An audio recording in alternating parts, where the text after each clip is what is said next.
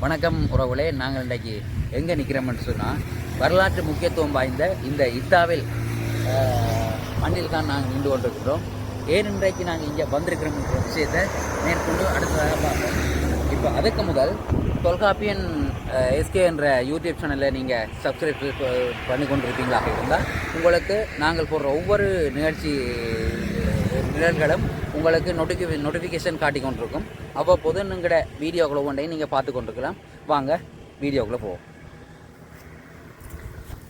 இப்போ நாங்கள் என்னத்துக்காக இடத்துக்கு வந்திருக்கிறோம்னு சொன்னால், இதில் ஏனையின் வீதி இத்தாவில் என்ற இடத்துல 125 பரப்பு காணி விற்பனைக்கு வந்திருக்கு. அது குறிப்பாக இது 2 துண்டுகளாக பிரிக்கப்பட்ட நிலையில் நல்ல ஒரு குறைந்த விலையில் தான் வந்திருக்குது.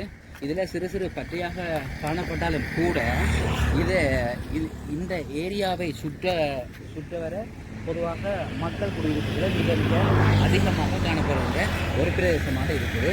குறிப்பாக இதுக்குள்ள இருக்கிற இந்த 125 பரப்புக்குட்பட்ட பகுதி மட்டும்தான் சிறு பற்றைக்காடுகளாக இருக்குது.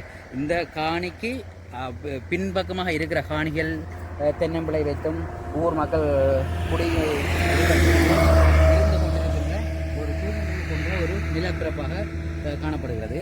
இந்த இடத்துல பார்க்குமேனால் ஒரு ஒரு முக்கியமான ஒரு கடத்தொகுதி என்றால் கூட நாங்கள் இங்கிருந்து பழைக்கோ அல்லது இந்த பக்கம் பழை இருக்கிறது பழைக்கோ அல்லது இங்கே சாவச்சேரி பக்கமோ போக வேண்டிய தேவை இருக்குது.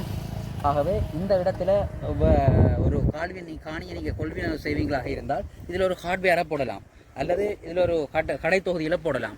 அவ்வாறு ஒரு முக்கியத்துவம் வாய்ந்த ஒரு இடமாக தான் காணப்படுது.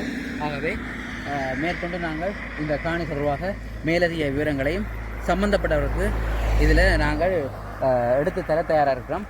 வாங்க அடுத்த விஷயங்களை பார்ப்போம். நன்றி.